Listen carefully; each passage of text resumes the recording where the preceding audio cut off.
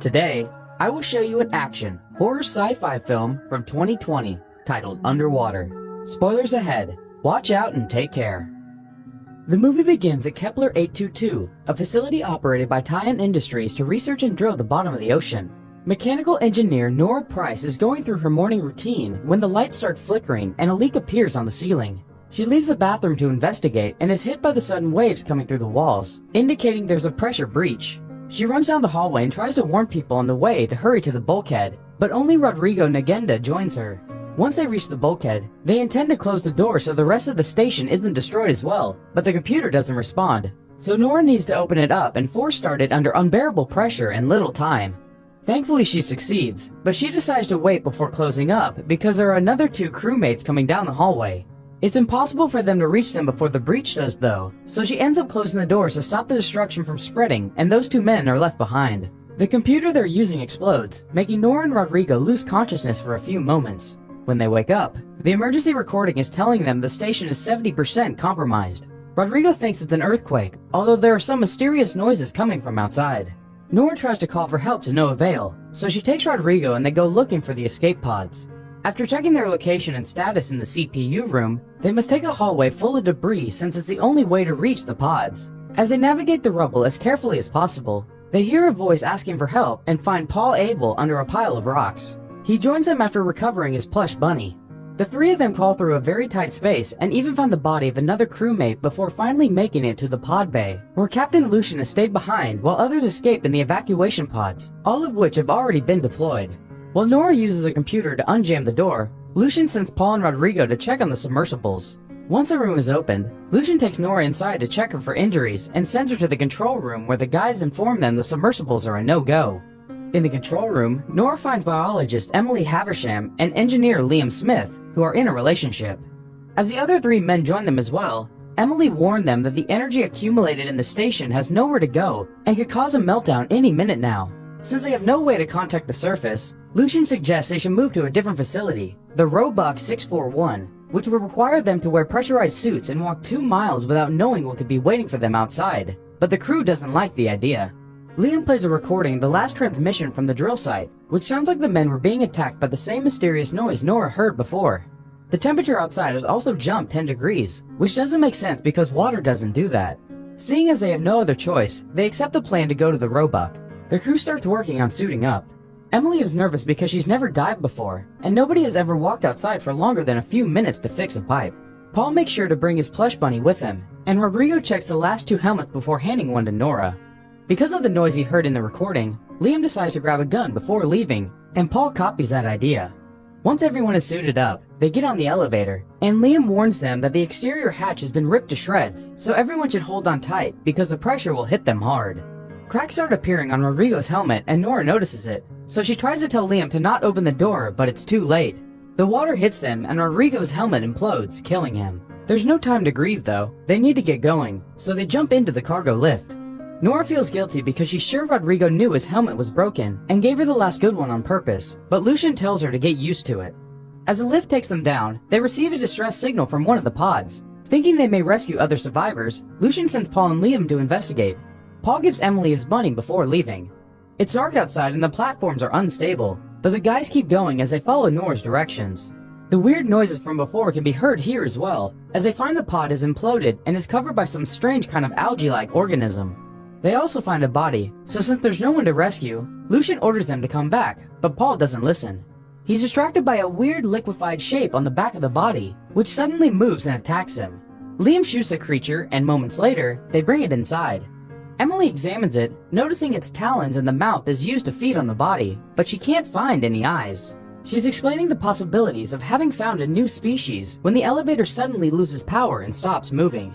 The noises from before can be heard outside, and Paul realizes the creature they have is a baby, so he shuts the door tight. Nora manages to disengage the elevator, but for some reason, they still aren't moving. All of a sudden, an adult creature appears at the window right before the Kepler explodes. The elevator starts falling without control, and the crew hurries to put their helmets back on before they hit the sea floor. They barely make it out in time.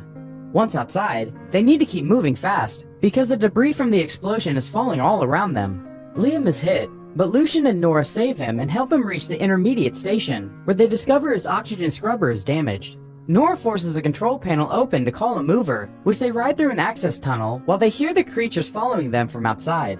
Unfortunately, they're forced to stop the mover midway because the tunnel is flooded, so they continue on foot, only to find a moment later that more debris is blocking their way. Since she's the smallest one, Nora volunteers to dive in and find a new way out, and she does. There's a passage under the debris that may be tight, but is still big enough for all of them to cross. Lucian attaches each crew member with wires before sending them in. They all cross through without issues except for Paul, who can be heard saying he sees something behind him. Since he isn't coming in, the crew starts pulling at the wires to bring him with them. They manage to pull him through, but as soon as he takes off his helmet, his wires start being pulled from the other side. Paul gives them his rabbit before putting his helmet back on, and the crew tries their hardest to keep a hold of him, but it's too late. A creature rips him right out of the suit and kills him. The crew runs away before the creature gets them too and reaches a communications room, where Lucian tries to ask for help to no avail.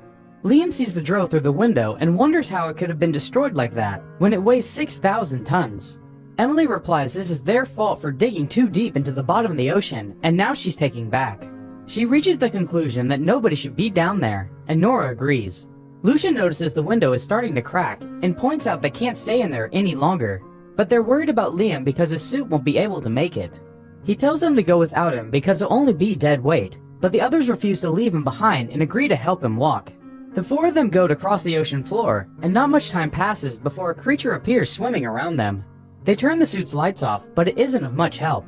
The creature reappears and captures Liam, taking him to a cave. Since they can still see his foot by the entrance, Lucian enters the cave and finds him alive, so he starts pulling him out. After leaving Liam with the girls, Lucian goes back into the cave to retrieve the gun, but the creature finds him and pulls him deeper inside, dragging Nora in as well because she's hooked to him through the wires. Nora lands on a floating platform, and Lucian hangs tangled at the edge of it, so she intends to help him, but the creature shows up and comes closer to put its mouth on her helmet. Lucian jumps on the creature to push it away, so the creature drags him with it as it descends deeper into the water.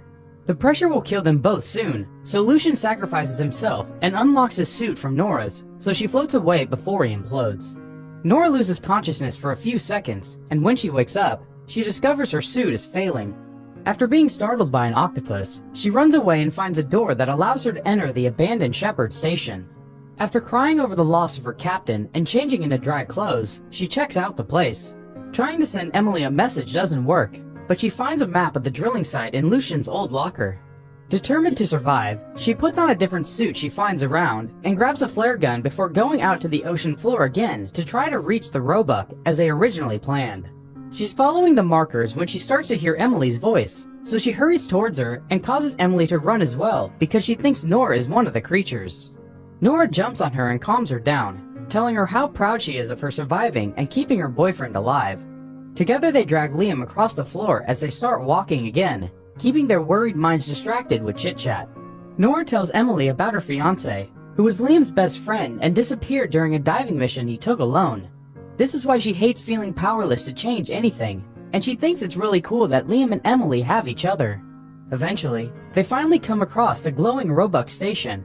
As they enter it, they discover there is a nest of those creatures suspended from the ceiling, seemingly sleeping or hibernating.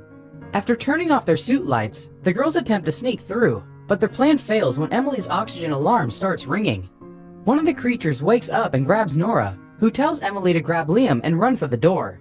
The creature starts swallowing Nora, so she takes out her flare gun and shoots her from the inside, effectively freeing herself.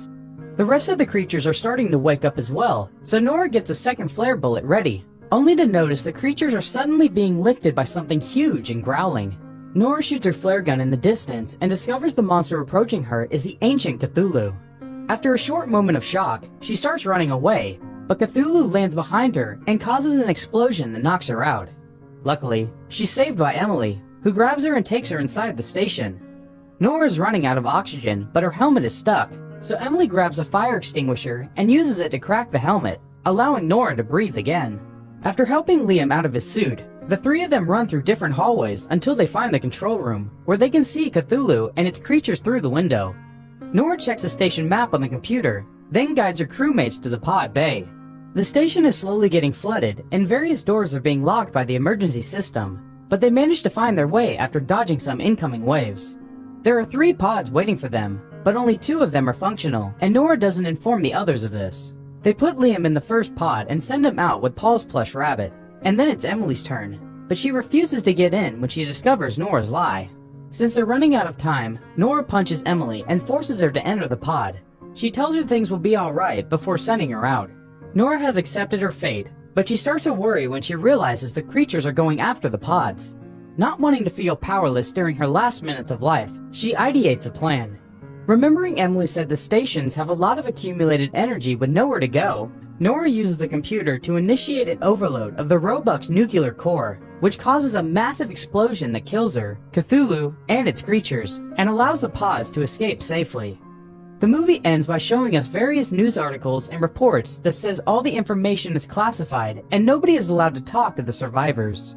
All surveillance footage has been destroyed, presumably by the damage, and TN Industry turns down the government's help with the investigation because they plan to rebuild and keep on drilling.